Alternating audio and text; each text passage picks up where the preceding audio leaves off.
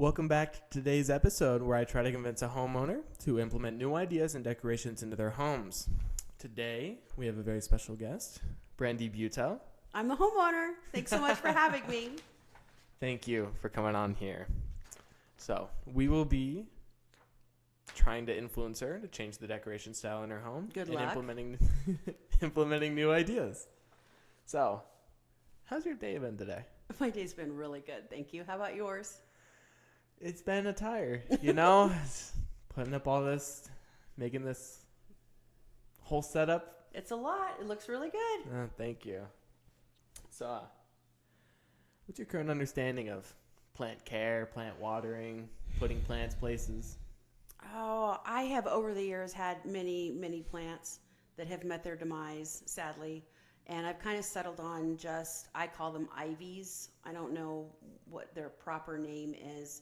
But I do very much have an attitude of I'm busy, and so I wish you the very best, but you're not going to get a lot of attention or a lot of care. I'll water you when I think about it, which sometimes might be when you fainted already, and then I will give you a little bit of water. And they know if I'm watering one, everybody gets watered at the same time because I'm not going to be on some kind of multi-use watering schedule for everybody. So the ones that I keep in the house do pretty good. But I don't generally venture out to anything different because I'm worried about how to take care of it. Well, that's what we're here for. Excellent. Having a green thumb is not something you just have. It's not something you're born with. I would have thought that's something you're definitely born with, and you're just good with plants, and I don't feel that I am at all. No, it's a very trial by fire. You learn. If you ask any plant hobbyist, they have killed many plants. So just ask me. There's a graveyard in our trash can. But I see that a lot, when you said just fend for yourself, and whenever I remember, I see that a lot with plant parents and people who just randomly have a plant. They'll remember when they wake up, when they go to sleep, or when they just randomly pass it one day that, oh, I need to water you. And that's when they water it. And that's just kind of a tire people put on it. It's just like, oh, I won't remember to water it. I won't remember to care for it. Yeah. But a thing to help that is just having a schedule. Having a schedule can have a certain day in the week or every 2 weeks that you just check on it. That you water it. You can put it in your calendar. You can put it in your phone. Just something that reminds you. Make it a habit every certain period of time. I did see a commercial that was very meaningful. This was numerous years ago, where it said it showed a parent opening a refrigerator door, and inside was just bottles of water. And they said, now you wouldn't just give your child bottles of water, right, to feed it. You would give it some kind of nourishment, food. Your plants also need fertilizer. So I was really good for a while using fertilizer and water, but I felt like I didn't really see much of a difference. And so I kind of fell back to my old habits of just sort of randomly watering when I think about it. Yeah, fertilizer is a huge thing. It doesn't do much to indoor plants. If you pick the right plants for your environment, you're not going to see much of a difference. Okay, well, that's one less thing to do then, which would make it easier to care for them. Because I feel like sometimes I have a lot of guilt about that. I'm not doing enough, but then I'm also not inclined to make the effort either. So then it's just something I feel poorly about. Yeah, I completely understand that. Another thing that can go into that, and just something else to care for, is the soil and humidity around your plants. The certain soil pertains to different kinds of plants, such as the mojito, the black and green. He's beautiful. Thank you. He loves moisture, so I potted him up with a soil that retains a lot of moisture. It'll stay moist, and he'll drink up, and I'll just water it every now and then. Well, all the plants that I buy come in soil. Can't I assume that they came in the correct soil and I don't have to mess with that? Not necessarily. Oh. Some grower pots will have soil that retains a bunch of water because they want it to grow as fast as possible. And sometimes that can really kill off some roots. So their infant plants might need a different type of soil, Yeah. but then adult plants might need something different? Yeah. Okay, I did not realize that. Infant plants, they love water. Adult plants love water a little less. Like Okay. this green monstera, Yes. he Likes a chunky soil because he grows on trees. So he's used to the air and soil. Whereas that mojito, again, loves water, and he would be so happy in a swamp. Okay. And humidity plays a big part. Some plants grow up in jungles where the humidity is like 90%. And some plants grow up in the desert where there's not humidity at all.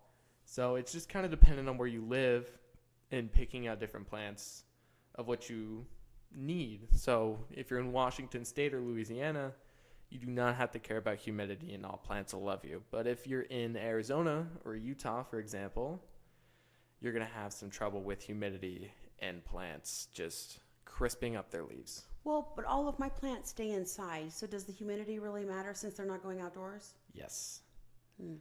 Inside humidity is the same as outside. It might be a little higher just because you're in it, you're using water around, so it might be a little higher than outside, but it's not much. Well, and I don't like high humidity, messes up my hair, so I try to keep things kind of normal in the house. So I would just need to be careful then. Don't go out and buy something super tropical because it's not going to be happy inside with me. Yes. Okay.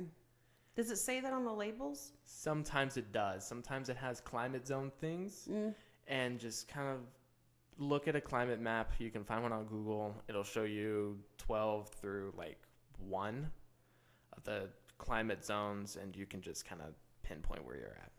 Well, but again, if it's inside, does the climate zone matter as much since I'm bringing him indoors and I'm going to more control the environment? Yes. Okay. So it's just kind of dependent on the plants. And another big thing is lighting. You don't want to put them in a dark corner. And you don't want to put them, some plants don't want to be put like outside. But a good thing about houses newer than 1980 is they have UV protection on the windows. So if you put a plant right next to the window, he won't crisp up and get too much light. No sunburning your plants. No sunburning your plants. And But do not use sunscreen on your plants. No. Dang, I was just thinking that might be the resolution. I could keep them moist and they wouldn't get sunburned. No. Okay, so in the newer homes, you're fine. You can just put them directly up against the window. But in the older homes, you have to be careful. Sometimes you have to be careful. Because you could legitimately burn their leaves by putting them. Oh, I did not realize that. Yeah. Okay. And a good way to tell what plants. There's no such thing as low light plants. Nothing? Nothing wants low light. Everything loves light. They eat light. That's their food. So a way you can tell this is how bright the leaves are, such as the black velvet in the blue pot up front here. He can sit away from light. His leaves are darker, so he doesn't need as much. Whereas, let's say the squamifera right here, he has lighter leaves, so he's going to love light. He's beautiful too. Yeah. A great way is having plants can really benefit your house. They reduce dust, they increase the humidity in your home, and they purify the air. Some people will put peace lilies in like big old... Like air ducts? Yeah, big old air ducts, and that'll purify the air in that because plants only purify what air comes in contact with their leaves. So if you put it in one of those air things that's big, they'll purify all of that air. And they get enough light in those air ducts? They have holes in them. They have like little fans at the top. Yeah. Yeah, so they get enough. Oh, that's interesting. Now, implementing plants in your home is a great thing. They come in all sorts of sizes and colors. There's plants that are red. There's plants that are green. And there's plants that just come in all sorts of sizes. I thought all plants were pretty much green.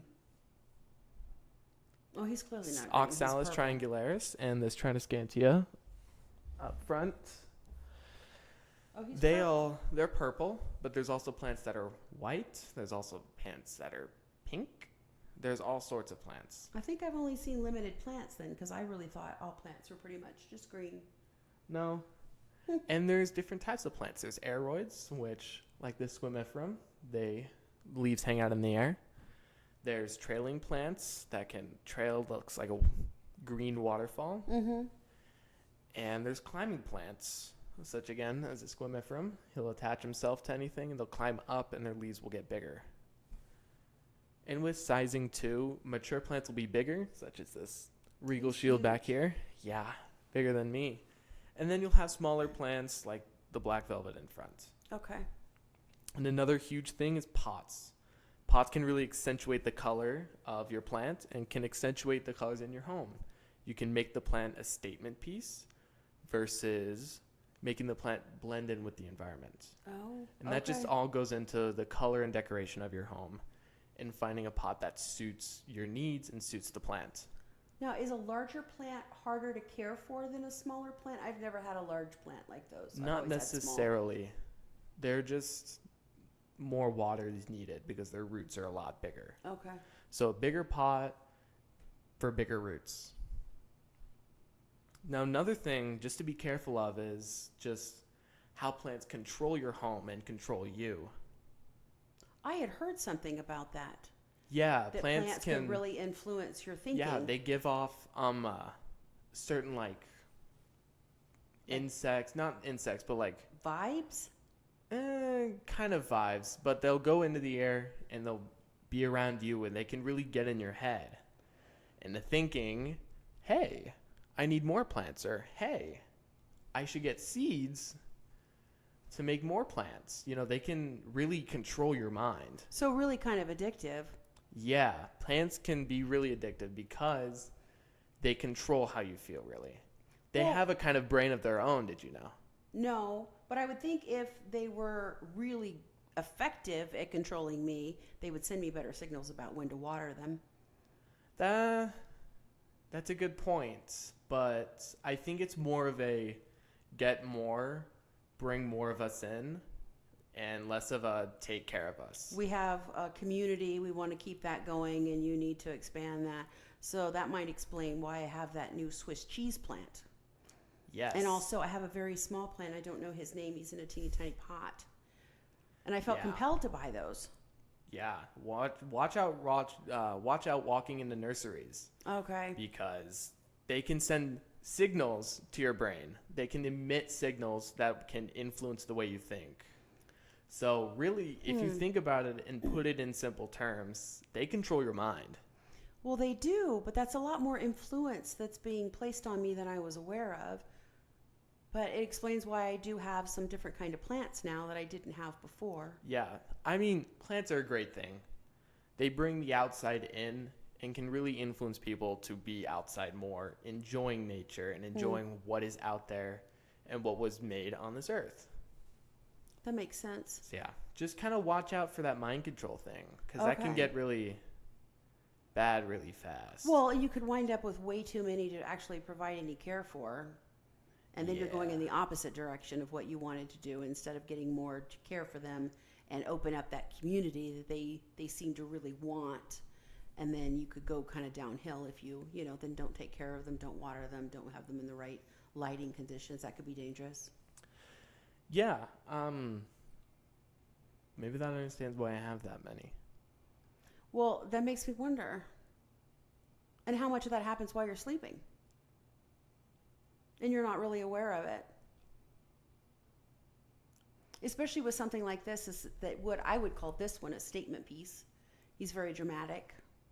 And you would think that one would communicate with you more than, say, something small that seems less intrusive. You know, maybe there's a problem. Now you're starting to wonder and be concerned. You know, maybe this is a little worrying, but Maybe. thank you all for tuning in so much. I appreciate it. I hope this episode has greatly influenced you in how you think about plants. It has me. That's good. That's good. I hope you will incorporate some more. I will into do your my home. very best. Thank But you. just be careful about that brain waves. And Yes. Absolutely. yeah. Thank you guys for tuning in. See you guys next time.